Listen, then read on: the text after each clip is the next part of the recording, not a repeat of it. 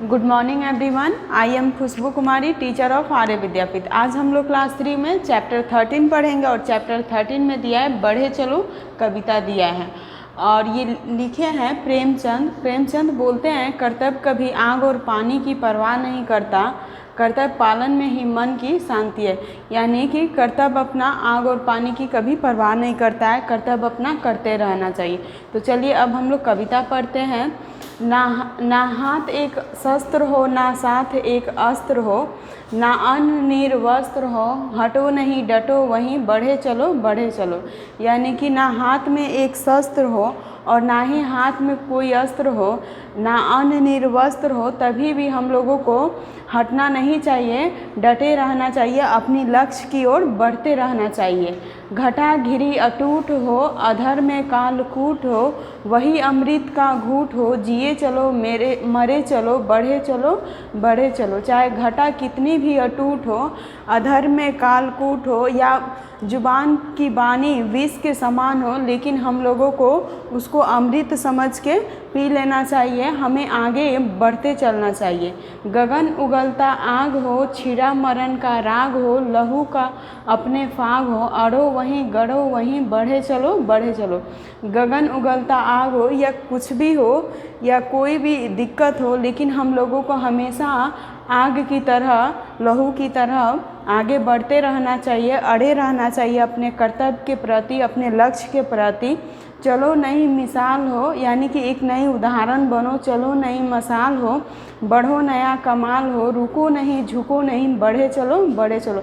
एक नया उदाहरण बनना चाहिए हम लोगों को, एक नई मिसाल बनना चाहिए, हमें ऐसा कुछ करना चाहिए कि हमें लोग उदाहरण में रखें, रुको नहीं झुको नहीं बढ़े चलो बढ़े चलो। तो इस कविता को आप लोग याद कर लीजिएगा, एक बार और लाइन से पढ़ा देती हूँ, इसे आप लोग अच्छा से याद कर लीजिएगा। ना हाथ एक शस्त्र हो, ना साथ एक अस्त्र हो, ना अन्न नीर वस्त्र हो, हटो नहीं डटो वहीं बढ़े चलो बढ़े चलो। घटा गिरी अटूट हो, अधर में कालकूट हो, वही अमृत का घूट हो, जिए चलो मरे चलो बढ़े चलो बढ़े चलो। गगन उगलता आग हो, छिड़ा मरण का राग हो, लहू का अपने फाग हो, अड़ो वहीं गढ़ो वहीं बढ़े चलो बढ़े चलो।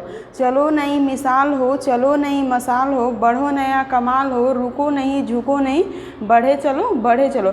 यानी कि अपने लक्ष्य के प्रति हमें अपना कर्तव्य करना चाहिए, चाहे कुछ भी हो, कितनी भी समस्या हो, कितनी भी कठिनाई हो, हमें आगे बढ़ते रहना चाहिए। तो इस कविता को आप लोग याद कर लीजिएगा।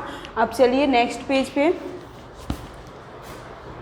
नेक्स्ट पेज में दिया है कि इस कविता में क्या है कि हमारे कर्तव्यनिष्ठा, दृढ़ निश्चय और धैर्य के साथ अपने लक्ष्य की ओर बढ़ते रहना चाहिए। तो चलिए अब शब्दार्थ मैं बता देती हूँ, इसे आप लोग याद कर लीजिएगा। शस्त्र, शस्त्र मीन्स होता है हथियार। अस्त्र, अस्त्र मीन्स होता है तलवार या आयुध। फाग, फाग मीन्स होता है फागुन का उत्सव। अटूट, अटूट मीन्स होता है ना टूटने वाला। गगन, गगन मीन्स होता है आकाश। अधर, अधर मीन्स होता है धरती और आकाश के बीच का भाग। तो आप लोग शब्दार्थ को याद कर लीजिएगा। अब चलिए नंबर 1 में दिया है निम्नलिखित प्रश्नों के उत्तर लिखिए। क नंबर में है कभी कहाँ डटे रहने को कह रहा है, तो कभी अपने लक्ष्य की ओर डटे रहने को कह रहा है। तो आप लोग इसका उत्तर क्या लिखिएगा, कभी अपने कर्तव्य पथ पर डटे रहने की ओर कह रहा है। नंबर ख में कवि ने किसे अमृत का घूंट समझने को कहा है, तो कवि ने जीवन में आने वाली कठिनाइयों को अमृत घूंट समझने को कह रहा है। उसके बाद कवि ने ये कविता किसको संबोधित करके लिखी है, तो कवि ने ये कविता भारत के युवा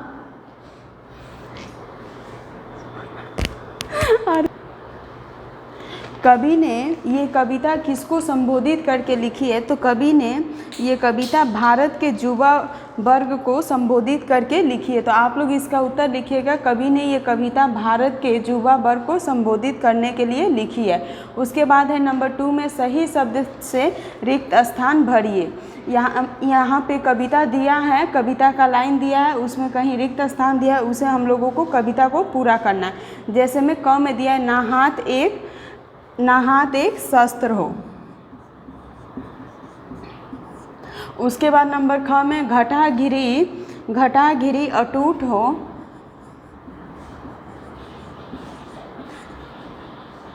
उसके बाद दिया है नंबर ग में डैश कालकूट हो, अधर में कालकूट हो। उसके बाद छिरा मरण डैश हो, छिरा मरण का राग हो। लहू का अपने फाग हो। तो अब ये आप लोगों की कविता की लाइन कंप्लीट हो गई। उसके बाद चलिए नेक्स्ट पेज पे। नेक्स्ट पेज में दिया है सही उत्तर पर नंबर 3 में सही उत्तर पर सही का चिन्ह लगाइए। नंबर क में घटा घिरी अटूट हो का क्या आशय है? कभी ना टूटने वाली घटा घिरी हो। नंबर 2 में टूटने वाली घटा घिरी हो। नंबर 3 में इनमें से कोई नहीं। तो इसका आंसर होगा कभी ना टूटने वाली घटा घिरी हो। नंबर ख में अधर में कालकूट हो का क्या आशय है? ओठों में काला कूट हो, होठों में भयंकर विष हो, इनमें से कोई ना हो। तो नंबर ख का नंबर ऑप्शन 2 सही है, ओठों में भयंकर विष हो। नंबर ग में नई मिसाल हो का तात्पर्य है नया उदाहरण। नंबर 2 में इरादा। नंबर 3 में आशा। तो नई मिसाल हो इसका तात्पर्य है नया उदाहरण। घ में है गगन उगलता आग का तात्पर्य है नंबर 1 में आग, नंबर 2 में हवा, नंबर 3 में तेज धूप। तो इसका होगा गगन उगलता आग का तात्पर्य होगा तेज धूप। उसके बाद भाषा बोध में व्याकरण में दिया है नंबर 1 में समझिए और दिए गए संयुक्ताक्षरों का प्रयोग कर एक एक शब्द लिखिए। इसका प्रयोग करके संयुक्ताक्षरों का प्रयोग करके एक एक शब्द लिखना है। तो जैसे में अस्थ लिखा है तो इसका हो जाएगा स्वस्थ। उसके बाद नंबर ख में शस्त्र सत्र, तो इसका हो जाएगा शस्त्र। उसके बाद ग में है न्याय, तो ये हो जाएगा न्याय। उसके बाद घ नंबर में है व्यय, तो ये हो जाएगा व्यय व्यवसाय। उसके बाद नंबर 2 में समान तुक वाले शब्द लिखिए। जैसे में हाथ का नाथ, ख में शस्त्र का अस्त्र। ऐसे ही आप लोग इसे होमवर्क से कंप्लीट करिएगा। नंबर 3 में अस्त्र शस्त्र सूझबूझ, इनमें 2 शब्द है जो कि एक साथ लिखे जाते हैं। इसी तरह के 4 अन्य शब्द लिखिए। तो जैसे में अस्त्र शस्त्र सूझबूझ, ऐसे ही हम लोग लिखेंगे माता पिता भाई बहन। ऐसे ही आप लोग इसे होमवर्क से कंप्लीट करिएगा। 2 आप लोग अपने से लिखिएगा। अब चलिए नेक्स्ट पेज पे। नेक्स्ट पेज में दिया है सोचिए समझिए और कीजिए। नंबर 1 में जीवन में आगे बढ़ने और सफल होने के लिए किन किन विशेषताओं का होना आवश्यक है, लिखिए। तो आप लोग खुद से लिखिएगा, इसे होमवर्क से कंप्लीट करिएगा कि जीवन में आगे बढ़ने और सफल होने के लिए हमें किन किन विशेषताओं का होना आवश्यक है। इसे आप लोग होमवर्क से लिखिएगा। उसके बाद नंबर 2 में एक विद्यार्थी के क्या कर्तव्य होते हैं सोच कर लिखिए। तो आप लोग खुद विद्यार्थी हैं तो आप लोग पता होगा कि एक विद्यार्थी का क्या कर्तव्य होता है, तो इसे आप लोग सोच के लिखिएगा। उसके बाद नंबर 1 में दिया है शुद्ध उच्चारण कीजिए। जैसे में यहाँ पे वस्त्र लिखा है, इसको पढ़ेंगे वस्त्र।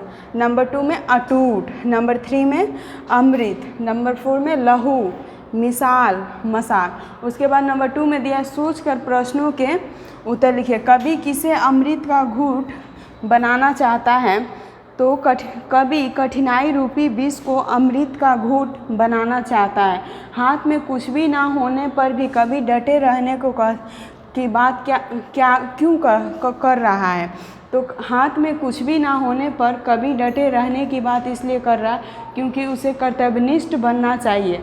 नंबर ग में गगन उगलता आग से कवि का क्या आशय है। तो गगन उगलता आग से कवि का यह आशय है कि जीवन में संघर्ष रूपी कठिनाइयों को गगन उगलता आग कहते हैं। तो अब आप लोगों का ये चैप्टर कंप्लीट हुआ। चैप्टर 13 कंप्लीट हुआ।